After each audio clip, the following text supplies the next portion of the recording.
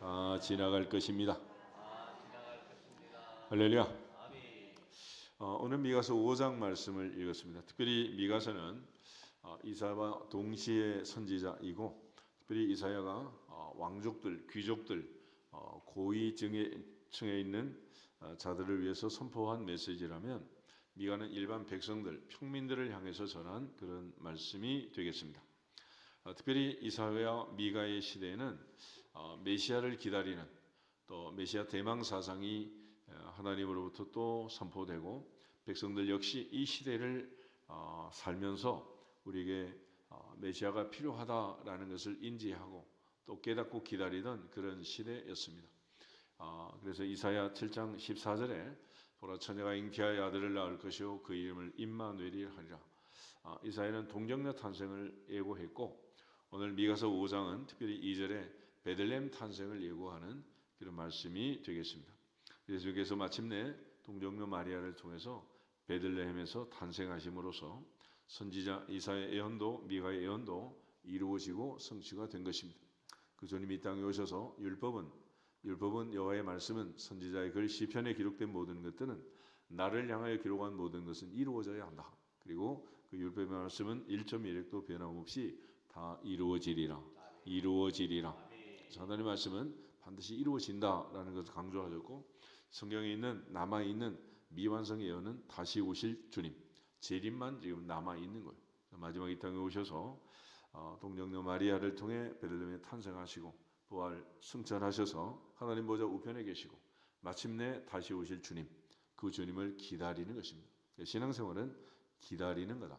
구약의 백성들은 초림의 메시아를 기다렸고, 우리는 재림의 주님, 다시 오실 주님을 기다리는 것입니다. 그러므로 항상 주님 오시기까지 우리가 어떤 사람이 되어야 마땅하냐, 많은 편지들이 또 말씀들이 우리에게 강조하는 것처럼 하나님을 경외하고 그 명령을 지킬지어다. 이것이 사람의 본분이다. 할렐루야. 그래서 우리 모두가 다 하나님이 주신 책임과 사명을 잘 감당하고 하나님께 영광을 돌릴 수 있기를 주 이름으로 축복합니다.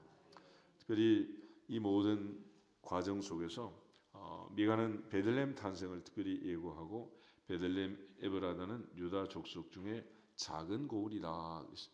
그렇지만 그 고을은 작지 않을 것이다. 왜냐하면 근본이 상고의 영원에 있는 한 분 메시아가 나올 것이기 때문이다 라고 말했습니다.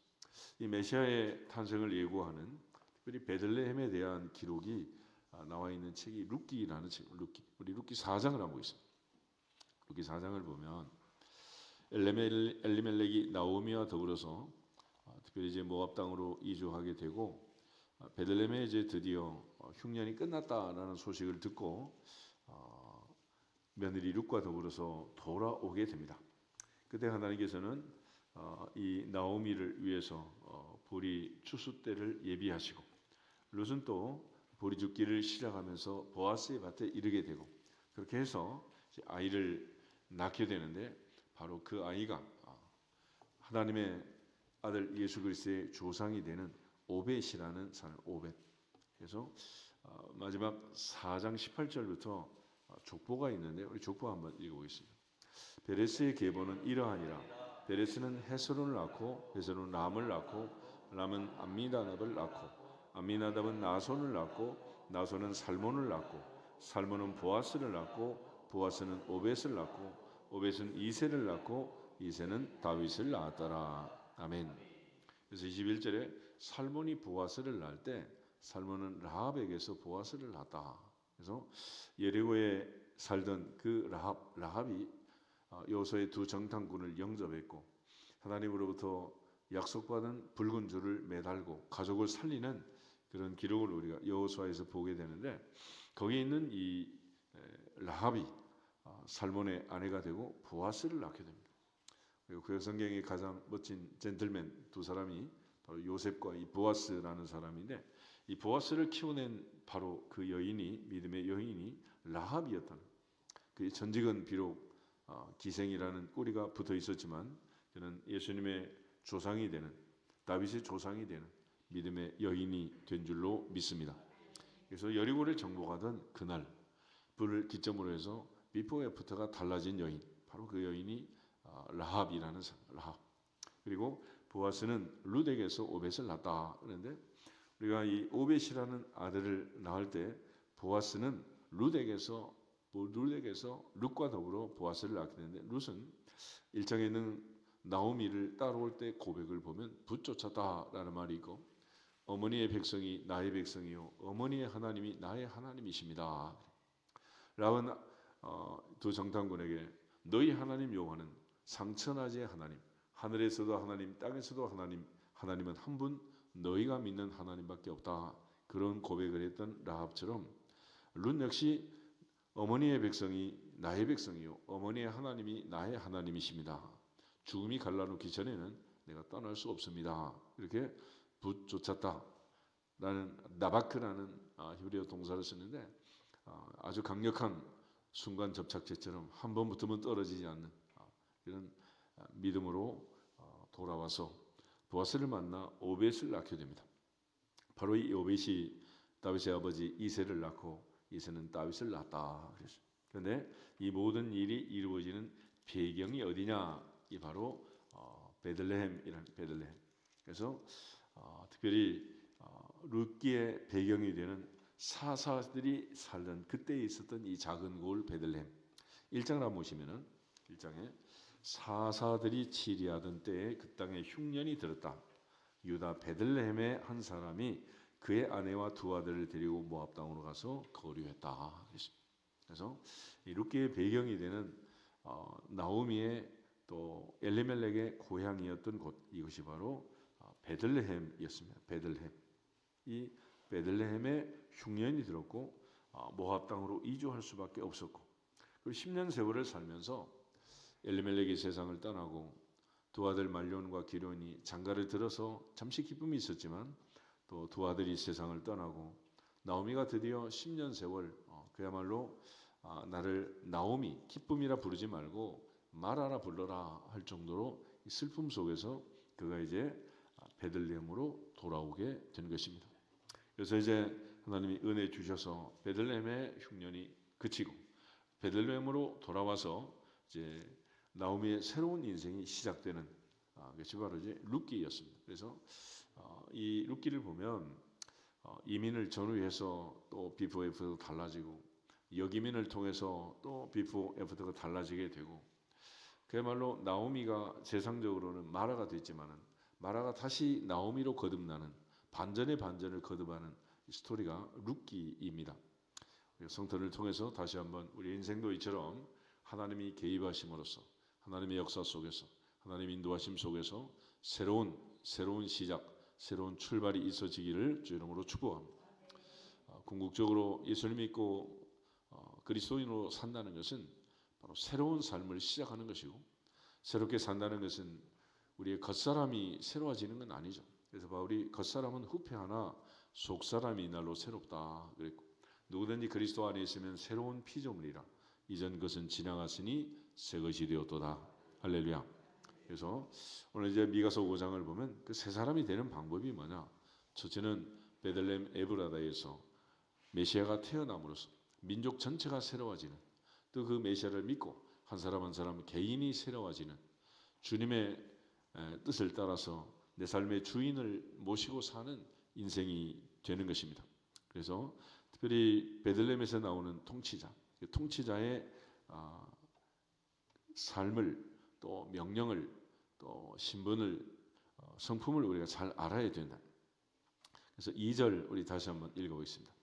베들레헴 에브라다야 너는 유다 족속 중에 작을지라도 이스라엘을 다스릴 자가 내게서 내게로 나올 것이라.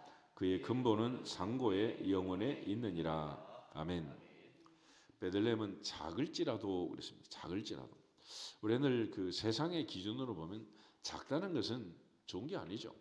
작다는 것은 늘 힘이 없고 연약하고 늘 눌리고 그런 상태를 얘기하는. 예전에 나라가 어렵고 힘들 때는 모두가 다 키도 작고 사람도 작고 그랬어요. 그러니까 그 옛날에 아무리 커도 50, 60 넘어갈 수가 없고, 그래서 예전에 어떤 분들이 결혼하기 전에 우리 만나서 결혼하면 안 된다. 그러니까 왜 그러냐니까 키가 작아서 애들이 작게 태어날 거니까 여자분이 하는 말이 걱정하지 마라. 우리 작은 거는 씨가 작은 게 아니고 못 먹어서 그런 거니까 잘 먹이면 큰다. 요즘 애들은 얼마나 커요, 얼마나 커. 옛날에 뭐 비행기 타고 미국 같은 데 가면 기가 눌려가지고 막 쳐다보고 이렇게 막 그런데 요즘은 학교 가면 애들 다 쳐다봐야 돼. 80, 90 평균이 막 이래가지고. 그러니까 하나님의 역사는 또 놀랍게 작은 자를 통해서 역사하잖아요. 눈에 보이는 큰 자 사울을 세워서 왕으로 세워봤지만은 가장 작은 자 다윗을 통해서 하나님께서 복을 주신 줄 믿습니다. 그래서 사울이란 사도는 아버지가 아마 사울 왕처럼 베냐민의 지파였고 큰 사람 되라 그래서 사울 큰 자라고 해놨지만 그러나 하나님의 은혜를 받고 나서 나는 작은 자다 그랬죠. 나는 사도 중에 모든 사도보다 작은 자다. 할렐루야. 성도 중에 작은 자보다 더 작은 자다. 그래서 나는 죄인 중에 괴수다. 그래서 하나님의 은혜는 낮은 곳으로 임하고 작은 자에게 임하는 줄로 믿습니다. 우리 모두가 주님의 은혜 안에서 이 작은 자를 들어서 큰 자를 부끄럽게 하고 미련한 자를 들어서 지혜로운 자를 부끄럽게 하고 약한 자를 들어서 강한 자를 부끄럽게 하시는 하나님의 그 역사가 우리 삶에 개입하시면 우리 인생도 이처럼 달라지고 새롭게 새 출발하게 될 줄로 믿습니다. 성경은 언제나 하나님의 개입하심으로써 야곱과 에서의 삶을 우리가 살펴봐도 역시 마찬가지. 하나님께서 야곱은 사랑하고 에서는 미워했다 그랬는데 리브가의 북중의 두 아이들이 싸울 때 하나님이 리브가에게 하신 말씀이 있어요. 큰 자가 작은 자를 섬기리라 그랬죠. 그러니까 우리가 작다고 해서 이게 문제가 되는 게 아니다. 그러니까 세상의 눈으로 볼 때, 세상의 기준으로 볼 때 나는 작아요, 나는 어려요, 뭐 돈이가 없어요, 뭐 이래 가면서 뭐 몸이 약해요. 그렇지만 그럼 우리가 하나님 앞에서 어떤 조건이 되지가 않아요. 왜냐하면 전능자의 손에 모든 것을 맡기면 약한 자는 강한 자가 되느니라. 가난한 자는 부자가 되느니라. 미련한 자는 솔로몬처럼 지혜를 부어서 부사렐처럼 지혜를 부어서 광야에서도 성막을 짓게 하고 황금 성전을 지을 수 있는 지혜를 주시느니라. 그러니까 하나님의 역사를 하나님의 개입하심을 우리가 모르니까 자꾸 작다고 그냥 그러는 것입니다. 우리나라 역대 대통령들도 보면은 전부 다 태어난 동네가 커요, 작아요? 저 밑에 무슨 거제도 뭐 신안 앞에도 뭐 이런데 희한하게 그 작은 섬에서 태어나서 5천만을 다스리는 자리까지 가잖아요. 그러니까 하나님이 개입하시고 하나님이 역사하시면 우리 인생도 달라지게 될 줄로 믿습니다. 더 이상 사람의 기준을 가지고 말하지도 말고 비굴하지도 말고 작아지지도 말고 강하고 담대할지어다. 강하고 담대할지어다. 그래서 이 하나님의 은혜로 베들레헴에서 나온 통치자 그가 세상을 다스리고 하나님의 은혜를 입었는데 이유가 뭐냐? 여호와는 나의 목자시니 내게 부족함이 없으리로다. 아무리 작은 자라도 내 위에 여호와를 나의 목자로 모시고 나의 하나님으로 삼으면 큰 자가 되는 줄 믿습니다. 그러므로 주님을 만나고 예수를 만나고 하나님의 사랑과 은혜를 체험하고 그날부터 변화된 사람들의 이야기 그게 바로 바이블 스토리라는. 그래서 아브라함이 하나님을 만나서 믿음의 조상이 된 줄로 믿습니다. 그러지 않았으면 그가 이라크 남부 우르라는 촌구석에서 그저 뭐 이슬람의 하나로 그냥 살지 않았겠어요. 그렇지만 하나님께서 그를 부르시고 만나심으로써 믿음의 조상 아브라함은 말씀을 따라 쫓아감으로써 순종함으로써 믿음의 조상이 된 줄로 믿습니다. 야곱이 야복 나루터에서 주님을 만나는 그 새벽 그는 하나님을 이긴 자 이스라엘이라는 이름을 얻고 야곱이 드디어 이스라엘로 변화되는 놀라운 경험을 하게 됩니다. 비록 환도뼈가 부러지는 그 아픔과 통증과 저는 다리를 가지고 있었지만 그러나 그는 하나님을 만났고 그의 얼굴은 분이엘의 아침 하나님의 얼굴을 본 자처럼 새로운 삶을 살게 된 줄로 믿습니다. 사울이 바울 된 건 역시 마찬가지 아니겠어요? 해보다 더 밝은 빛으로 찾아오신 그 주님을 다메섹 도상에서 만났고 그는 눈이 멀어 쓰러졌고 그저 하나님의 음성을 들었고 3일 3야 금식하며 기도하며 아나니아 선지자의 안수기도로 눈에 비늘이 벗겨지면서 새로운 세상을 보는 진정으로 큰 자 바울이 된 줄로 믿습니다. 우리 모두가 다 성탄절 아침 주님을 진짜로 만나고 진짜로 변화되는 새 사람이 되는, 새 영을 부시고 새 마음을 주시는, 새 은혜를 주시는 새 아침을 맞이했던 야곱처럼, 바울처럼 우리 모두가 새롭게 새 출발할 수 있기를 주 이름으로 축복합니다. 동시에 이제 이어서 5장 5절을 보시면 이런 말씀이 있어요. 이 사람은 평강이 될 것이라. 할렐루야. 평강이 될 것이라. 그의 근본은 상고의 영혼에 있느니라 그랬는데, 이사야 9장을 한번 보세요. 이사야 9장 6절하고 7절.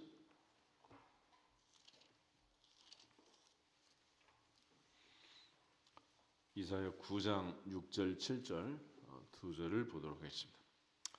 이는 한 아기가 우리에게 낳고 한 아들을 우리에게 주신 바 되었는데 그의 어깨에는 정사를 메었고 그의 이름은 기묘자라, 모사라, 전능하신 하나님이라, 영존하시는 아버지라, 평강의 왕이라 할 것임이라. 그 정사와 평강의 더함이 무궁하며 또 다윗의 왕자와 그의 나라에 군림하여 그 나라를 굳게 세우고 지금 이후로 영원히 정의와 공의로 그것을 보존하실 것이라. 만군의 여호와의 열심히 이를 이루시리라. 아멘. 특별히 한 아기의 탄생을 예고하고 있고, 그 아기는 어깨에 정사를 메었다. 정사를 메었다. 왕이 될 거다. 통치자가 될 거다 그랬습니다. 그런데 그 이름은 첫 번째가 기묘자. 기묘자를 영어로 번역할 때 원더풀 그래. 원더풀. 우리나라처럼 맑은 가을 하늘이 사라지고 이제 뭐 미세먼지가 늘 날아오고 있지만은 옛날 50년대 60년대 그야말로 못 살고 가난했던 그때는 외국 사람들이 한국에 오면 그 맑은 하늘을 보면서 외친 말은 한마디, 원더풀. 이렇게 좋을 수가 있느냐. 여러분도 우리가 이제 시골에 가서 한밤중 뭐 깊은 산속에 가서 하늘을 보면 별이 쏟아진다 그러죠. 별이 쏟아져. 얼마나 별이 많은지.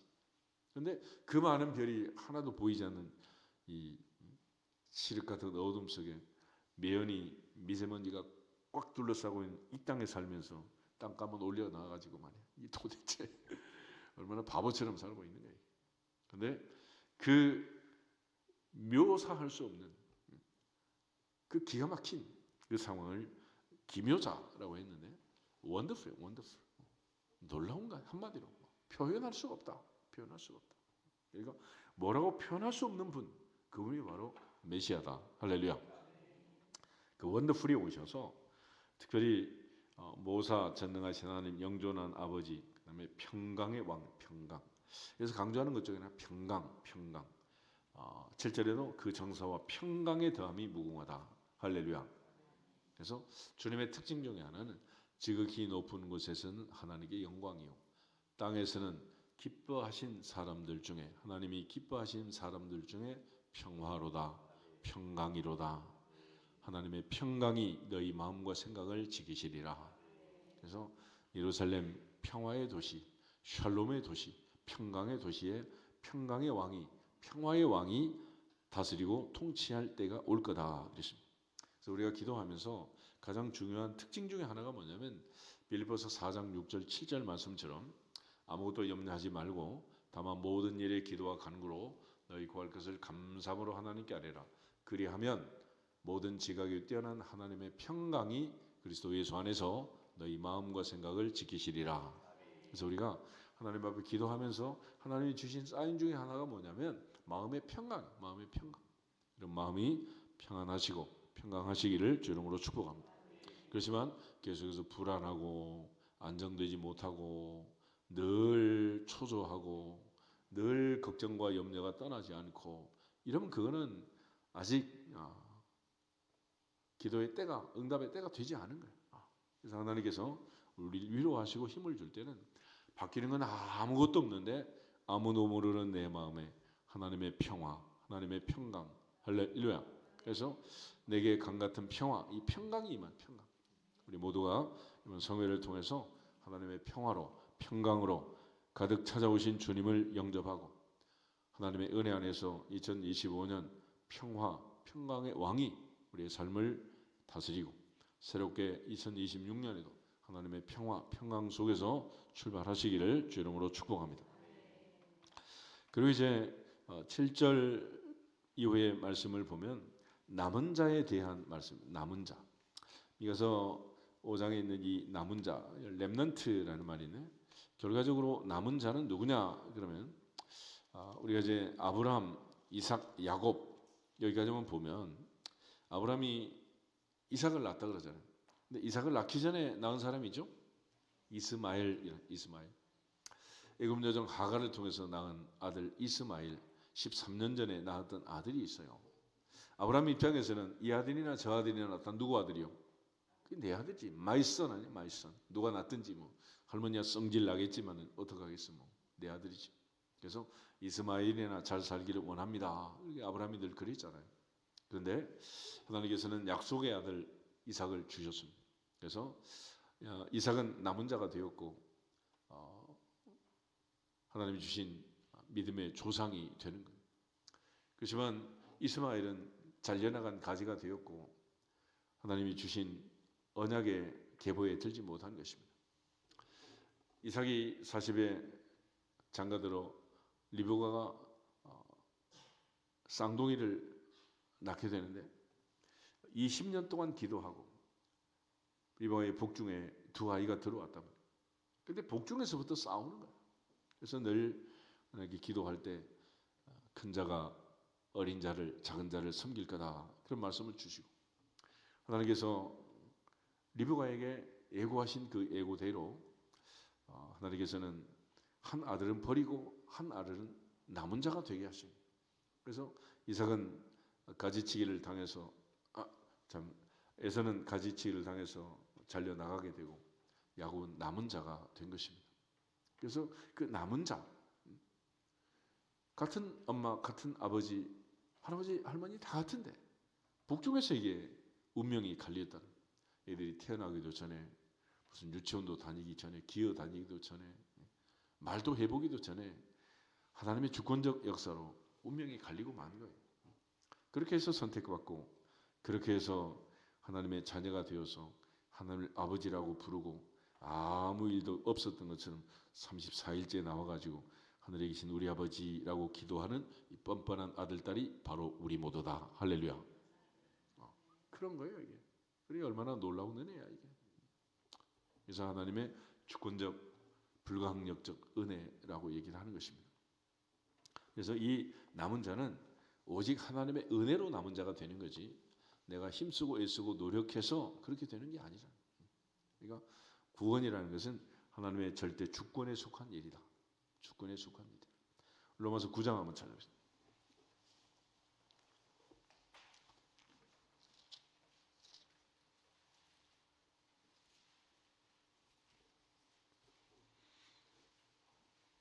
(9절부터 13절까지를 같이 한번 보겠습니다. 약속의 말씀은 이것이니 명년 이때에 내가 이르리니 사라에게 아들이 있으리라 하심이라. 그뿐 아니라 또한 리브가가 우리 조상 이삭 한 사람으로 말미암아 임신하였는데 그 자식들이 아직 나지도 아니하고 무슨 선이나 악을 행하지 아니한 때에 택하심을 따라 되는 하나님의 뜻이 행위로 말미암지 않고 오직 부르시는 이로 말미암아 서게 하려 하사 리브가에게 이르시되 큰 자가 어린 자를 섬기리라 하셨나니 기록된 바 내가 야곱은 사랑하고 에서는 미워하시었다 하심과 같으니라. 아멘. 이런 결정을 하나님이 했다는 거예요. 하나님. 그러니까 이렇게 결정하신 그 하나님에 대해서 어떻게 해야 되느냐. 14절에서 18절을 계속합니다. 보겠습니다. 그런즉 우리가 무슨 말을 하리요? 하나님께 불의가 있느냐? 그럴 수 없느니라. 모세에게 이르시되 내가 긍휼히 여길 자를 긍휼히 여기고 불쌍히 여길 자를 불쌍히 여기리라 하셨으니 그런즉 원하는 자로 말미암음도 아니요 다른 박질하는 자로 말미암음도 아니요 오직 긍휼히 여기시는 하나님으로 말미암음이니라. 성경이 바로에게 이르시되 내가 이 일을 위하여 너를 세웠으니 곧 너로 말미암아 내 능력을 보이고 내 이름을 온 땅에 전파되게 하려 함이라 하셨으니 그런즉 하나님께서는 하고자 하시는 자를 긍휼히 여기시고 하고자 하시는 자를 완악하게 하시느니라. 아멘. 18절에 있는 말씀을 하나님의 절대 주권, 하나님의 주권 사상이라고 합니다. 한마디로 누구 마음대로? 하나님 마음대로. 하나님 마음대로. 옛날에 엿장수 마음대로 그런 말이 있잖아요. 하나님 마음대로. 그러니까 모든 결정을 하나님이 하신다. 그러면 그 하나님이 불의하냐? 그러지 않다는 거예요. 하나님은 천지를 창조하신 창조주고 우리는 피조물이니까. 하나님께서 어떤 것은 귀하게 어떤 것은 천하게 만들 권한이 없느냐는, 그 모든 권한은 전능자에게 있다. 그래서 그 전능자가 선택할 때 선택권은 모든 기준은 하나님께 있다. 그래서 긍휼히 여길 자를 긍휼히 여기고 불쌍히 여길 자를 불쌍히 여기는, 그래서 하고자 하는 자를 긍휼히 여기고 하고자 하는 자를 완악하게 여기서 바로처럼 완악한 마음으로 또 하나님의 뜻을 거스리는 것도, 또 다윗처럼 순종하는 것도 결국은 배후에서 역사하시는 하나님의 주권적 역사가 있다라는 거예요. 그런 측면에서 16절에 보면 세 종류가 나와 있는데, 첫째, 원하는 자로 말미암음도 아니다. 그러니까 하나님 나라 일은 저요 하고 싶어요 하고 자원한다고 해서 되는 것도 아니다. 자원한다. 이 속에서도 오늘부터 주님 따라가겠습니다. 그러니까 너는 안 되겠다. 오지 마라. 그러잖아. 장례식 치르고 갈게요. 그랬더니 오늘부터 나를 따르고 죽은 자를 장사케라. 그렇게 말씀하시잖아요. 그러니까 하나님의 뜻이 참 신묘막측해요. 모세처럼 에레미야처럼 입이 둔하고 혀가 뻣뻣합니다. 나는 어린아이라 말할 줄 모릅니다. 그래도 하나님께서 걱정하지 마라. 내가 함께한다. 라고 말씀하시면서 하라고 하니 뭐 어떡하겠어. 궁극적으로 하게 하시면 하는 거고 못하게 하면 못하는 거예요. 그래서 이 모든 것이 하나님의 주권적 역사라는 것입니다. 또 하나, 다른 박질하는 자도 말미암음도 아니다 그랬는데, 이것은 인간이 가지고 태어난 은사와 달란트가 있잖아요. 요즘도 뭐 온갖 경기를 통해서 메달을 따는 많은 선수들이 있잖아요. 요즘 뭐 얼마나 기고 나는 막 그런 선수들이 많아. 그러니까 이 많은 은사를 가진 그 많은 선수들, 세상의 기도는 금메달에 그 영광을 안는 그 많은 사람이 있지만은 하나님은 그런 은사를 가지고 우리를 부른 게 아니다. 그러니까 하나님 섬기는 사람들은 어찌 보면 물론 뭐 그런 사람에게 다 버리는 것도 아니지만은 꼭 은사가 있어야 되는 건 아니다. 그러니까 나는 이것도 못해요, 저것도 못해 신앙. 그러면 됐다. 그냥 해라. 그러니까 아무것도 못해요라는 사람의 은사는 뭐냐? 너는 그게 은사니까 가만히 있을지어다. 그러면 되는 거예요. 그러니까 우리가 뭔 일을 할 때 막 나서서 일을 하려고 하면 안 돼요. 오히려 가만히 있는 게 하나님의 은혜다. 그래서 홍해 바다를 가를 때도 어떤 은사 가진 사람들이 필요하냐? 모세가 얘기했잖아. 너희는 가만히 있을지어다. 가만히 있을지어다. 가만히 있는 은사가 필요한 거예요. 가만히 있는 은사가. 그래서 그 가만히 있는 사람들을 통해서 하나님께서 바다를 가르치고 역사하신 줄 믿습니다. 그러니까 하나님 나라 일을 할 때 뭐 이것도 없고 저것도 없고 나는 못해요 그런다고 해서 못하는 거 아니다. 그런다고 하나님 포기하실 하나님도 아니고 물러서실 분도 아니라. 그리고 결론은 오직 긍휼히 여기시는 하나님으로 말미암음이니라. 요즘 애들 뭐 나 너 찍었어 그러고 끝난다면서 하나님이 찍으시면 그걸로 끝나는 거지 무슨 다른 방법이 있겠어. 그러므로 하나님 앞에 우리가 할 수 있는 일은 감사하고 순종하고 자족하는 것입니다. 아멘. 성탄을 맞이해서 다시 한번 하나님 앞에 순종하시기를 주 이름으로 축복합니다. 여기서 앞에서 인사하겠습니다. 오늘부터 순종합시다. 오늘부터 충성합시다. 더 이상 하나님은 듣고 싶지 않다. 아무 말도 듣고 싶지 않다. 하나님께서는 그저 아멘 하시면 되는 거예요. 그리고 이제 미가서 5장 2절에 주님의 메시아의 탄생을 말하면서 미가는 마지막 부분에서 우상 숭배에 대해서 철저하게 처절하게 멸망시키고 점쟁이가 없도록 하겠다. 우상과 주상이 멸절되게 하겠다. 손으로 만든 것을 다시는 섬기지 않도록 하겠다. 아세라 목상을 빼고 성읍을 멸하고 모든 우상을 타파하겠다라는 것이 하나님 말씀이었습니다. 우리 시편 115편 한번 읽고 기도하겠습니다. 시편 115편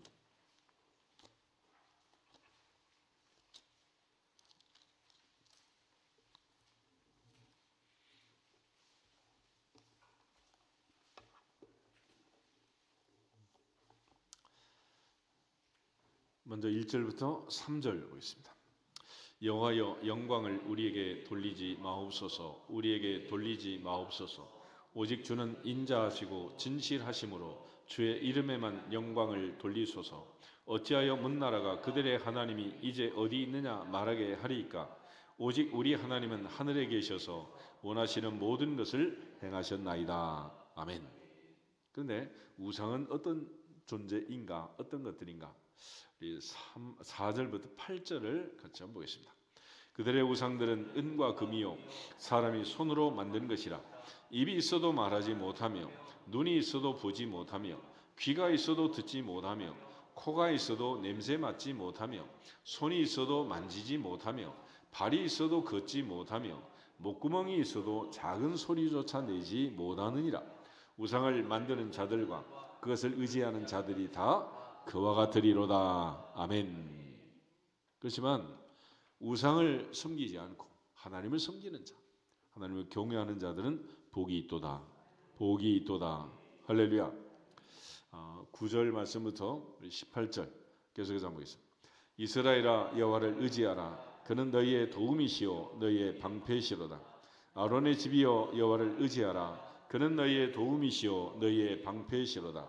여호와를 경외하는 자들아 너희는 여호와를 의지하여라. 그는 너희의 도움이시요 너희의 방패시로다. 여호와께서 우리를 생각하사 복을 주시되 이스라엘 집에도 복을 주시고 아론의 집에도 복을 주시며 높은 사람이나 낮은 사람을 막론하고 여호와를 경외하는 자에게 복을 주시리로다. 여호와께서 너희를 곧 너희와 너희의 자손을 더욱 번창하게 하시기를 원하노라. 너희는 천지를 지으신 여호와께 복을 받는 자로다. 하늘은 여호와의 하늘이라도 땅은 사람에게 주셨도다. 죽은 자들은 여호와를 찬양하지 못하나니 적막한 데로 내려가는 자들은 아무 찬양도 못하리로다. 우리는 이제부터 영원까지 여호와를 송축할지로다. 할렐루야. 아멘. 복 있는 사람, 하나님을 의지하는 자, 하나님이 복 주시는 자, 특별히 15절 너희는 천지를 지으신 여호와께 복을 받는 자다. 복을 받는 자다. 그 복을 받는 자는 마지막 18절 우리는 이제부터 영원까지 여호와를 송축하리로다. 할렐루야. 인사하고 기도하겠습니다. 복 있는 사람이 됩시다. 영원히 하나님을 송축합시다. 할렐루야. 다 같이 주 예수 그리스도의 이름으로 복 있는 사람이 될지어다 선포하고 기도하겠습니다. 주 예수 그리스도의 이름으로 복 있는 사람이 될지어다. 복 있는 사람이 될지어다. 복 있는 사람이 될지어다. 아버지 감사합니다.